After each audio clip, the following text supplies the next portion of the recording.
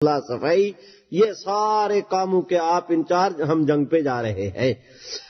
سیدنا علی المرتضیٰ کے دل میں خیال آیا، کچھ دشمنوں نے بھی اس بات کو اڑایا کہ خوب بھائی جتنے بہادر لوگ ہیں وہ تو رحمت عالم کے ساتھ، اور حضرت علی اچھے شیر خدا کے گھر میں، جب مدینہ طیبہ میں جہاں لولے لنگڑے بیمار اپاہج عورتیں، تو یہ ساتھ نہیں۔ تو سیدنا علی المرتضیٰ کے دل میں خیال آیا کہ رحمت عالم مجھے بھی ساتھ لے جاتے، میں بھی اس سعادت سے محروم نہ رہتا۔ حضور علیہ الصلوۃ والسلام کو توجہ ہوئی تو آپ نے ارشاد بلا کے فرمایا، بھائی علی، آپ یہ سوچتے ہیں کہ آپ کو بیمار کمزوروں میں چھوڑے جا رہا ہوں، تم یہ خیال نہیں کرتے کہ انت منی بمنزلت ہارون من موسیٰ، تمہاری تو میرے ہاں وہ کیفیت ہے جو سیدنا موسیٰ کے ہاں ہارون کی تھی۔ موسیٰ علیہ السلام گئے تھے طور پر تو قوم کا جانشین اپنے بھائی ہارون کو بنا کے جا رہے تھے، آج میں محمد اپنے بھائی علی کو اپنا جانشین بنا کے جا رہا ہوں۔ انت منی بمنزلت ہارون من موسیٰ، تم میرے اسی طرح جانشین ہو جس طرح موسیٰ علیہ السلام کے حضرت ہارون تھے۔ یہاں پر بھائی ایک سوال پیدا ہوتا تھا، اگر آپ توجہ کریں گے تو احسان ہوگا۔ یہاں پر ایک سوال پیدا ہوتا تھا، اور وہ یہ کہ حضور علیہ السلام نے اپنے آپ کو تشبیہ دی حضرت موسیٰ سے۔ حضرت موسیٰ بھی نبی، محمد عربی بھی نبی۔ سیدنا علی المرتضیٰ کو تشبیہ دی حضرت ہارون سے، ہارون بھی نبی۔ سوال ہو سکتا تھا شاید علی بھی نبی ہوں۔ میرے ماں باپ روح و جسم قربان محمد عربی صلی اللہ علیہ وسلم کی ختم نبوت کے مسئلے کے شبہ ہو سکتا تھا کہ شاید ہارون کی طرح علی بھی نبی۔ فوراً حضور علیہ السلام نے فرمایا، اما ترضا انت منی بمنزلت ہارون من موسیٰ الا انہ لا نبی بعدی، بھائی علی آپ میرے اسی طرح جانشین ہیں جس طرح موسیٰ علیہ السلام کے جانشین ہارون تھے، مگر خیال رہے کہ ہارون نبی تھے، محمد عربی کے بعد نبی کوئی نہیں۔ میرے واجب الاحترام بھائیوں، رحمت عالم صلی اللہ علیہ وسلم کے بعد اگر صدیق اکبر نبی نہیں ہو سکتے، فاروق اعظم نبی نہیں ہو سکتے، سیدنا علی المرتضیٰ نبی نہیں ہو سکتے۔ اچھا بھائی، یہاں پر ایک بات اور بھی عرض کرتا ہوں، حضرت سیدنا موسیٰ علیہ السلام تشریع نبی تھے، صاحب شریعت نبی تھے۔ حضرت ہارون صاحب شریعت نبی نہیں تھے، ان کو حکم تھا کہ تم موسیٰ علیہ السلام کی شریعت کی تبلیغ کرو، غیر تشریع نبی تھے۔ حضور نے حضرت علی کو ہارون کے ساتھ تشبیہ دے کے فرمایا کہ میرے بعد کوئی نبی نہیں، یعنی میرے بعد تشریع بھی کوئی نبی نہیں، میرے بعد غیر تشریع بھی کوئی نبی نہیں۔ کل کوئی کہیں کائنات کے حصے میں کوئی آدمی کھڑا ہو کے کہہ دے کہ حضور کے بعد شریعت والا نبی تو نہیں آ سکتا، بغیر شریعت کے کوئی نبی آ سکتا ہے، رحمت عالم کی شفقتوں کے قربان کے اس کا بھی دروازہ آپ نے بند کر دیا کہ میرے بعد تشریع نبی بھی کوئی نہیں، میرے بعد غیر تشریع نبی بھی کوئی نہیں۔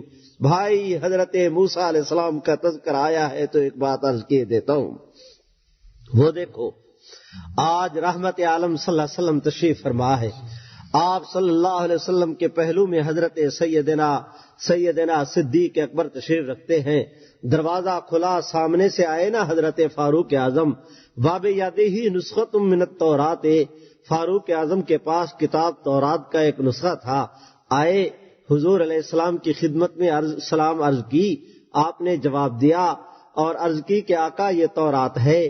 حضور کی مرضی منشا اجازت معلوم ہونے سے پہلے خوشی خوشی سے آلتی پالتی ماری سامنے اور بیٹھ کر تلاوت شروع کر دی، اتنی انہماک کے ساتھ تلاوت کر رہے ہیں۔ بھائی، میں تعبیر اس کی یہ کرتا ہوں، سیدنا فاروق اعظم تورات کی تلاوت کر رہے ہیں، سیدنا صدیق اکبر محمد عربی کے چہرے کی تلاوت کر رہے ہیں، مطالعہ ان کا بھی جاری ہے، مطالعہ ان کا بھی جاری ہے۔ فاروق اعظم نے دیکھا کہ حضرت صدیق اکبر نے دیکھا کہ حضرت فاروق اعظم کا تورات کو تلاوت کرنا رحمت عالم کو پسند نہیں، تو حضرت فاروق صدیق اکبر آگے ہوئے، اس طرح کر کے ہاتھ اٹھایا، فاروق اعظم کے کندھے پہ رکھا اور یوں کر کے پکڑ کے اسے ہلایا۔ حضرت فاروق اعظم نے یوں دیکھا، حضرت عمر نے فرمایا، افلا رأیت وجہ رسول اللہ صلی اللہ علیہ وسلم، اما ترى وجہ رسول اللہ صلی اللہ علیہ وسلم، ایک روایت میں ہے ثقلت کا امک یا عمر، ایک روایت میں ہے ویحک یا عمر. اور یہ جملے ایسے ہیں علماء جانتے ہیں کہ پوری امت میں سے صرف صدیق اکبر ہی فاروق اعظم کو کہہ سکتے ہیں اور کسی کو کہنے کی اجازت نہیں. فرمایا بھائی عمر کیا کرتے ہو، حضور کے چہرے کو نہیں دیکھتے؟ حضرت سیدنا فاروق اعظم نے حضور کے چہرے کو دیکھا، یوں کر کے کتاب کو بند کیا، ہاتھ باندھے، متوجہ ہوئے اور 3 جملے کہے. میرے بھائیوں، خدا کی قسم بے ساختہ قربان ہونے کو دل کرتا ہے فاروق اعظم کے اخلاص پر کہ نامعلوم کس اخلاص کے ساتھ وہ 3 جملے کہے کہ وہ سنتے ہی فرش پہ مصطفیٰ راضی ہو گئے، عرش پہ خدا راضی ہو گئے. فاروق اعظم نے 3 جملے کہے، رضیت باللہ ربن و بالاسلام دینن و بمحمد نبیّا. حضور علیہ السلام کی ایک حدیث شریف ہے، میں خشک ملا ہوں، تویز وغیرہ تو مجھے نہیں آتے، یہ تو اپنے حضرات علماء کرام سے وظائف آپ حضرات پوچھیں گے، میں تو تسبیح اڑانے کا آدمی نہیں. حدیث کی بات ہے وہ ضرور عرض کے دیتا ہوں کہ جو آدمی، حضور نے فرمایا، جو آدمی صبح کی نماز کے بعد یہ 3 جملے کہہ لے اور شام تک فوت ہو جائے، شام کو کہے اور صبح تک فوت ہو جائے، مقصد یہ ہے کہ صبح شام کہنے کی عادت ڈالو، جس دن مرنا ہے اس دن بھی اگر نصیب ہو گئے. حضور فرماتے ہیں جس نے پڑھنے کی عادت ڈال لی، پڑھ کے فوت ہوا، وہ اس حالت میں فوت ہوگا کہ اس سے خدا بھی راضی ہوگا، مصطفیٰ بھی راضی ہوگا. جملے مختصر ہیں، رضیت باللہ ربن. جب حضرت فاروق اعظم نے پڑھے یہ جملے، حضور علیہ السلام مسکرائے. میرے واجب الاحترام بھائیوں، حضور، اب کیا میں عرض کروں آپ دوستوں سے کہ نبوت کا مسکرانا کیا ہوتا ہے. نبوت مسکرائے تو جنت میں بہار آتی ہے، نبی کو غصہ ہو تو رب کے فرشتے بھی تھر تھر کانپنے لگ جاتے ہیں. حضرت فاروق اعظم کی اس بات پہ حضور علیہ السلام مسکرائے. آپ متوجہ ہوئے، فرمایا بھائی عمر تم تورات کی بات کرتے ہو، تورات نہیں. لو کانا موسیٰ حیًّا لما وسعہ الا اتباعی. تم تورات کی بات کرتے ہو، تورات نہیں. آج صاحب تورات موسیٰ علیہ السلام بھی زندہ ہوتے، ان کو بھی میری اتباع کے سوا اور کوئی چارہ کار نہ ہوتا. میرے بھائی توجہ کرے اس امر پر کہ حضور کی نبوت کے ہوتے ہوئے سیدنا موسیٰ علیہ السلام جیسے جلیل القدر اللہ کے پیغمبر اور رسول کی نبوت اور رسالت نہیں چل سکتی، تو کیا کسی اور کی چل سکتی ہے؟ نہیں، اور ہرگز نہیں. وہ صنعاء کا ہو یا یمامہ کا، ایران کا ہو یا قادیان کا، حضور کے بعد جو نبوت کا دعویٰ کرے گا، اگر موسیٰ علیہ السلام کی نبوت حضور، بھائی چھوڑیے اس بات کو، یہاں پر میں ایک اور مسئلے کی طرف لے چلتا ہوں آپ دوستوں کو. وہ دیکھو نا، معراج کی رات ہے، 1,24,000 انبیاء ہیں، محمد عربی صلی اللہ علیہ وسلم کی انتظار ہو رہی ہے. رحمت عالم تشریف لائے. سیدنا جبریل امین نے حضور علیہ السلام کو پکڑ کر مصلی پہ کھڑا کیا. فرمایا رحمت عالم آپ نماز پڑھا دیں. ہم نے دیکھا ہے، کتابوں میں لکھا ہے، آپ بھی جانتے ہیں. اب ان نظروں کے ساتھ نہیں، ان نظروں کے ساتھ ذرا دیکھو نا اس منظر کو کہ آدم علیہ السلام سے لے کر عیسیٰ علیہ السلام تک جتنے نبی تھے آج محمد عربی کے پیچھے کھڑے ہیں، سب معراج کی رات کھڑے ہیں. میرے بھائی، ہم نے مناظروں میں بارہا قادیانی کرم فرماؤں کو کہا کہ جتنے انبیاء تھے معراج کی رات اللہ نے سب کا اجلاس بلایا، محمد عربی سے صدارت کرائی. اس میں غلام احمد کو تم دکھا دو ہم مان لیں گے، اور اگر وہ وہاں نہیں تو پھر یہاں بھی نہیں. ساری کائنات کے قادیانی مل جائیں، ظاہر ہے کہ اس رات تو ابھی تو غلام احمد کا 7واں 8واں دادا پردادا بھی پیدا نہیں ہوئے تھے، وہاں ہونا تو خیر کیا تھا. میرے بھائی، میں اس سے علماء کی موجودگی میں ایک استدلال کرتا ہوں کہ آج معراج کی رات 1,24,000 انبیاء نے رحمت عالم کے پیچھے نماز پڑھ کے ایک آپ کی اقتدا کر کے انبیاء نے اجماع منعقد کیا اس بات پر کہ حضور کے بعد، اب حضور کے ہوتے ہوئے اب کسی اور کی نبوت نہیں چل سکتی. آدم سے لے کر عیسیٰ علیہ السلام تک کی نہیں چل سکتی تو پھر کسی اور کی کس طرح چل سکتی ہے؟ ہم دیکھتے ہیں رحمت عالم صلی اللہ علیہ وسلم نے قیامت کی 10 علامات، بعض میں 15 علامات قیامت کی علامات کچھ صغرا ہیں، کچھ علامات کبرا۔ علامات کبرا ترمذی شریف کے اندر ان کا پر مستقل باب قائم کیا گیا ہے، ان میں ایک حضرت عیسیٰ علیہ السلام کا نزول بھی ہے۔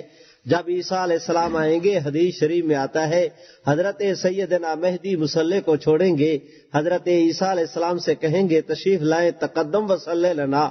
حدیث شریف میں آتا ہے کہ حضرت عیسیٰ علیہ السلام حضرت مہدی کے کندھوں کو پکڑیں گے، مصلی پر کھڑا کریں گے، فرمائیں گے حضرت عیسیٰ علیہ السلام حضرت مہدی سے کہ مہدی یہ نماز آپ پڑھائیں، میں آپ کے پیچھے نماز پڑھنا چاہتا ہوں۔ 3 قسم کے الفاظ آتے ہیں حدیث میں، تکرمۃ لہذ الامہ، امامکم منکم، اور ایک ہے قد اقیمت لکا، کہ خلاصہ سب کا یہ کہ مہدی آپ نماز پڑھائیں، میں آپ کے پیچھے نماز پڑھنا چاہتا ہوں، تاکہ دنیا دیکھ لے کہ عیسیٰ علیہ السلام اپنی شریعت چلانے کے لیے نہیں آئے، محمد عربی کے دین کی غلامی کرنے کے لیے آئے ہیں۔ میرے بھائی، سیدنا عیسیٰ علیہ السلام جیسے جلیل القدر رسول اور نبی، اللہ کے عابد و زاہد مظلوم نبی، اگر وہ حضور کی نبوت کے ہوتے ہوئے ان کی نبوت نہیں چل سکتی، بھائی میں یہاں پر ایک بات اور بھی عرض کیے دیتا ہوں، فضائل کے ضمن میں ہے کہ کل قیامت کے دن 1,24,000 انبیاء موجود ہوں گے۔ ان تمام انبیاء کی موجودگی میں حضور فرماتے ہیں لوگوں، ہر نبی کے پاس جھنڈا ہوگا، اس کی امت اس کے جھنڈے کے نیچے ہوگی، سب سے بلند و بالا جھنڈا محمد عربی کا جھنڈا ہوگا۔ یہ اتنی میں نے روایتیں عرض کی، میں نے آپ دوستوں کی خدمت میں حدیث کے حوالے سے، قرآن کے حوالے سے ختم نبوت کے مسئلے کو بیان کیا۔ اب میں آنا چاہتا ہوں اس لغت کی طرف۔ میرے بھائی، قرآن مجید میں ایک ہی لفظ ہے خاتم النبیین، البتہ خاتمہ کے مادے کا لفظ 7 مقامات پر قرآن مجید میں استعمال ہوا ہے۔ ختامہ مسک، نختم علی افواہہم، ختم اللہ علی قلوبہم، رحیقم مختوم وغیرہ ذالک۔ یہ جو ہے 7 مقامات پر ختمہ کا لفظ استعمال ہوا ہے۔ الحمد سے لے کر والناس تک 7 مقامات کو آپ اٹھا کر دیکھ لیں۔ قرآن کا اسلوب بیان یہ ہے کہ خاتمہ کسی چیز کو ایسے طور پر بند کرنا، ایسے طور پر سر بمہر کرنا، بند کرنا کہ باہر سے کوئی چیز اس میں ڈالی نہ جا سکے، جو کچھ اس کے اندر ہے اسے نکالا نہ جا سکے۔ وہاں قرآن خاتمہ کا لفظ استعمال کر رہا ہے 7 مقامات پر۔ اب آپ آئیں دیکھیں نا ذرا، ختم اللہ علی قلوبہم، اللہ فرماتے ہیں کہ ہم نے یہ مشہور معروف 5-7 آدمی تھے جن کے متعلق قرآن نے کہا کہ ان کے دلوں پر ہم نے مہر لگا دی ہے، ان کے دلوں پر ہم نے بندش کر دی ہے۔ کیا مانا؟ کہ کفر ان کے دلوں سے باہر نہیں نکل سکتا، باہر سے ایمان ان کے دلوں میں داخل نہیں ہو سکتا۔ وہاں پر خاتمہ کا لفظ استعمال ہوا۔ اب آپ آئیں خاتم النبیین کی طرف، اس کا بھی معنی یہ ہوگا کہ رحمت عالم کی تشریف آوری پر اللہ نے نبوت کے سلسلے پر ایسے طور پر بندش کر دی کہ حضور کے بعد کسی پہلے انبیاء میں سے کسی کو سلسلہ نبوت سے نکالا نہیں جا سکتا، حضور کے بعد کسی نئے آدمی کو سلسلہ نبوت میں داخل نہیں کیا جا سکتا۔ اس کو کہتے ہیں خاتم النبیین۔ البھائی، یہ تو تھا قرآن کے حوالے سے، حدیث نے بھی تو اس کا ترجمہ کیا نا، فرمایا انا خاتم النبیین لا نبی آبادی، لا نبی آبادی کے ساتھ محمد عربی نے اس کی تعبیر اور تشریح کی۔ میں عرض کرنا چاہتا ہوں، دیکھیں اہل لغت کو، جائیں قدیم شعرائے عرب، دنیا جہان کی قدیم لغت کی کتابیں، موجودہ لغت، ان سب کو دیکھیں، جہاں پر خاتمہ کے کئی معنی آتے ہیں۔ یہ انگشتری کے معنی میں بھی آتا ہے، انگشتری کے اندر جو ہے وہ جو نگ لگایا جاتا ہے، یہ اس کے معنی میں بھی آتا ہے، ہلکے کے معنی میں بھی آتا ہے، یہ ختم کرنے کے معنی میں بھی آتا ہے، مہر کرنے کے معنی میں بھی آتا ہے۔ لیکن میں ساری لغت کو گواہ بنا کر کہتا ہوں اس بات پر کہ جرز خاتم کا لفظ جمع کی طرف مضاف ہوگا، اس کا معنی سوائے آخری کے کائنات کی کسی لغت کی کتاب میں اور ہو ہی نہیں سکتا۔ یہ لفظ ہے خاتم النبیین کا، اس کا معنی ہے آخری نبی۔ خاتم القوم، قوم کا آخری، خاتم النبیین، نبیوں کا آخری۔ لفظ ہو خاتم کا، مضاف ہو جمع کی طرف، اس کا سوائے آخری کے کائنات کی کسی لغت میں اور کوئی ترجمہ نہیں ہو سکتا۔ دور جائیے، خود دور کو چھوڑیے، خود غلام احمد قادیانی کو میں لیتا ہوں۔ مرزا غلام احمد قادیانی کی کتاب ہے تریاق القلوب، اس میں صاحب بہادر نے اپنے بیٹے مبارک احمد کے متعلق کہا کہ پہلے وہ اس کے متعلق اپنی پیدائش کے متعلق غلام احمد تذکرہ کرتے ہیں۔ ایک تو ازالہ اوہام میں خاتم النبیین کا لفظ لکھا اور خود غلام احمد نے ترجمہ کیا ہے ختم کرنے والا نبیوں کا۔ غلام احمد قادیانی نے خاتمہ کا لفظ بھی کئی مقامات پر استعمال کیا اور ہر مقام پر اس کا معنی آخری کرتا ہے۔ جب تک خود نبی بننے کا شوق نہیں تھا، بعد میں اس کی تحریف کے درپے ہوا، میں اس کو چھوڑتا ہوں، میں تو پہلی بات کو لیتا ہوں۔ میرے بھائی، خود غلام احمد قادیانی نے ایک جگہ اپنی پیدائش کا تذکرہ کیا ہے۔ ویسے میرے خیال میں یہ کائنات کے اندر ایک نیا عجوبے کی دریافت ہے کہ کوئی آدمی اپنے پیدائش کے واقعہ کو لکھے کہ میں ایسے پیدا ہوا تھا۔ دنیا میں اس کی کوئی نظیر نہیں پائی جا سکتی۔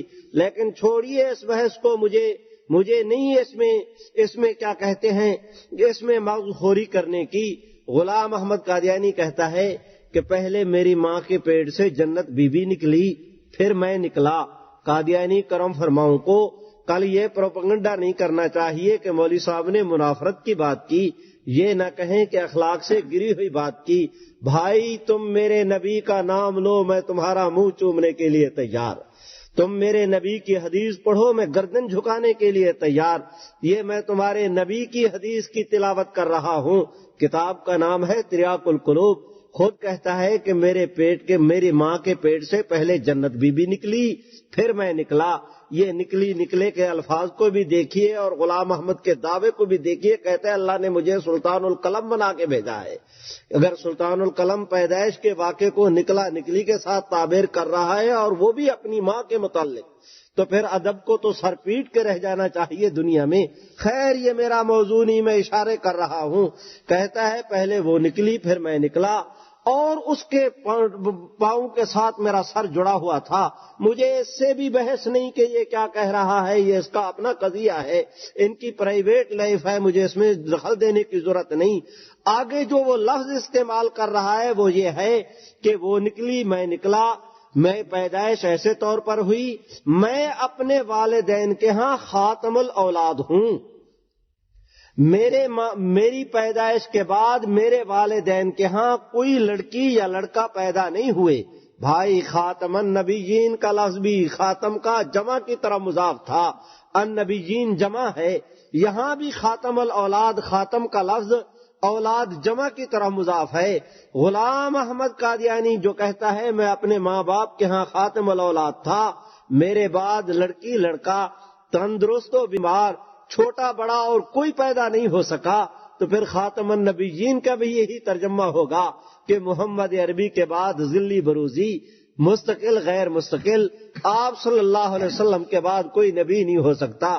میں نے قرآن کے حوالے عرض کیے، حدیث کی مثال دی، لغت کو پیش کیا، غلام احمد قادیانی کو پیش کیا، اور امت کے عقیدے کی بات کرتا ہوں۔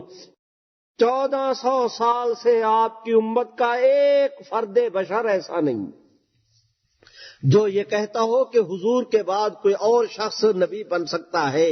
ایک آدمی پوری امت کے اندر قابل ذکر ایسا نہیں، پہلی صدی سے لے کر آج کی صدی تک 1500 سال ہوا چاہتے ہیں، 14.5 آج تک امت کے اندر ایک فرد ایسا پیدا نہیں ہوا جس نے یہ کہا ہو کہ حضور کے بعد کوئی اور نبی ہو سکتا ہے۔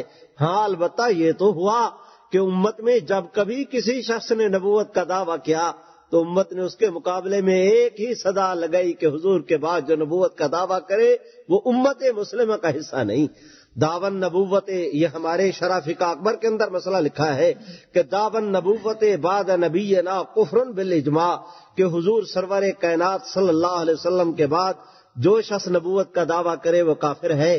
یہ اس گفتگو کے بعد مسیلمہ کذاب سے لے کر مسیلمہ قادیاں تک اسلام کی 1400 سال کی تاریخ گواہ ہے کہ حضور کے بعد جب کسی نے نبوت کا دعویٰ کیا امت نے انگڑائی لی، اس کے مقابلے میں کھڑے ہوئے، انہوں نے کہا صاحب بہادر تم اور تمہارے ماننے والے مسلمانوں کا حصہ نہیں، اور دنیا کا کوئی قانون، دنیا کا کوئی اصول اس بات کو جو ہے وہ اپنا کیا کہتے ہیں ہم پر یہ قدغن نہیں لگاتا۔ ہم علل اعلان کہتے ہیں کہ یہ آدمی ہم میں سے نہیں ہے، کون سا قانون ہے جو مجھے پابند کرے کہ نہیں تم اس بات کو تسلیم کرو، دور کیوں جاتے ہو؟ وہ دیکھو نا افریقہ کی ایک عدالت ہے، وہاں پر ایک کیس پیش ہوا، ہمارے ایک بزرگ تھے اپنا غیاث الدین، اٹارنی جنرل رہے ہیں وہ ہمارے پاکستان کے، وہ بھی اس میں گئے تھے، ریاض الحسن بھی، مولانا مفتی زین العابدین، مولانا تقی عثمانی، مولانا عبد الرحیم، مولانا منظور احمد، علامہ خالد محمود، اور یہ بہت سارے ہماری دینی حضرت مولانا محمد یوسف لدھیانوی، جمع برگ کی عدالت کے اندر کیس تھا، چلتا رہا۔ وہاں پر قادیانی کیس کرنے والے تھے، لاہوری گروپ جو ہے وہ کیس کرنے والے تھے، جج عیسائی اور وہ بھی عورت، اور وکیل قادیانیوں کا یہودی وکیل ہے، جج جو ہے وہ عیسائی ہے، کیس کرنے والے قادیانی ہیں، سے آتشا ہو گیا کفر اسلام کے مقابلے میں، یہودی عیسائی قادیانی تینوں اکٹھے کھڑے ہیں، اور اس نے کیس یہ دائر کیا کہ جناب یہ میں قادیانی ہوں، مسلمانوں کی نماز مسجد میں جاتا ہوں نماز پڑھنے کے لیے، مجھے نماز پڑھنے کی اجازت نہیں دیتے، میں مر گیا تو کل کو مجھے اپنے قبرستان میں دفن نہیں ہونے دیں گے، افریقہ کی بات کرتا ہوں، تو آپ مہربانی کر کے مسلمانوں کو پابند کریں کہ وہ مجھے جو ہے اپنی مسجد میں نماز پڑھنے کی بھی اجازت دیں اور اپنے قبرستان میں بھی دفن ہونے کی۔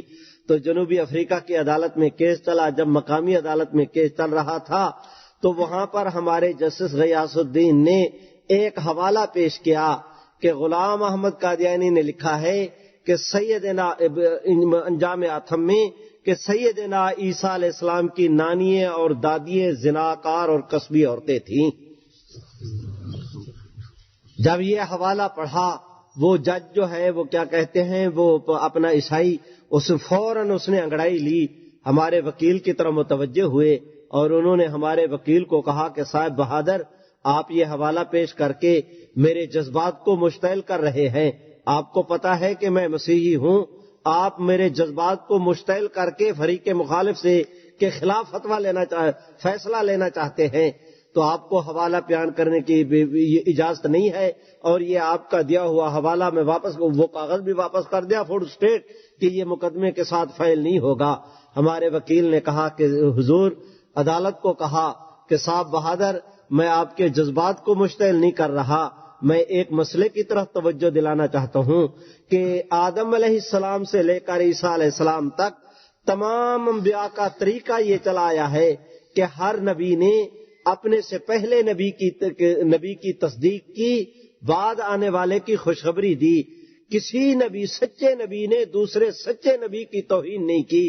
یہ تو طے شدہ ہے آپ کے ہمارے نزدیک کہ عیسیٰ علیہ السلام اللہ کے سچے نبی تھے، سچے نبی عیسیٰ علیہ السلام کے بعد غلام احمد قادیانی اگر سچا ہوتا تو سچے نبی کی توہین کا ارتکاب نہ کرتا، غلام احمد کا مسیح علیہ السلام کی توہین کرنا یہ دلیل ہے اس بات کی کہ غلام احمد خود سچا نہیں تھا۔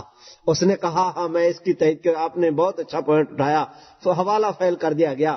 اس میں اس نے فیصلہ لکھا کہ یہ مسلمانوں کے گھر کی بات ہے کہ کون کافر کون مسلمان، یہ ان کو وہاں سے فیصلہ لینا چاہیے، ہم مجاز نہیں ہے اس بات کے کہ کہیں کہ قادیانی مسلمان ہیں یا کون ہیں، قادیانی جانے ان کا کام جانے، ان کو قبرستان میں جانے کی اجازت۔